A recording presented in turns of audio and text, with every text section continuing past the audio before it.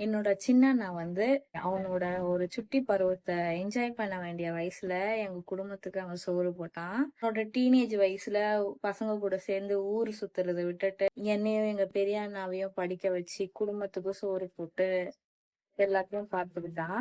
அவனோட 20ஸ்ல அவனையும் பார்த்துக்கிட்டு என்னையும் பார்த்துக்கிட்டு எங்க ஃபேமிலியும் பார்த்துக்கிட்டான். அவனோட 30ஸ்ல அவனோட ஃபேமிலிய பாத்துக்கிட்டு, அவன் குழந்தைய பாத்துக்கிட்டு, என்னையும் பாத்துக்கிட்டு, எங்க ஃபேமிலியும் பாத்துக்கிறான். சோ இதுல இருந்து என்னன்னா, அவனோட டீனேஜ் வயசுல, அவனோட 20ஸ்ல அவன் அனுபவிக்க வேண்டிய எல்லாத்தையுமே எங்களுக்காக விட்டு குடுத்துட்டு, அவன் ஆசையெல்லாம் புதைச்சிட்டு, எங்களையே பாத்துக்கிட்டு, அவன் வாழ்க்கை இன்னும் போயிட்டு இருக்கு. பாத்துக்கிட்டான், பாத்துக்கிட்டு இருக்கான், பாத்துக்கிட்டு தான் இருப்பான். அவனோட வாழ்க்கை எங்களுக்காகவே போயிடுச்சு.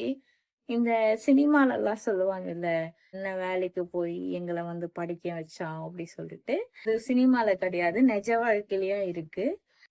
ஆக்சுவலா என்னன்னா, எங்க சின்ன அண்ணாக்கு வந்து இன்னைக்கு பிறந்த நாள். சோ இனிய பிறந்த நாள் வாழ்த்துக்கள் சின்னவனே. அவனோட எல்லா ஆசையுமே எங்களுக்காக அவன் விட்டுட்டான்.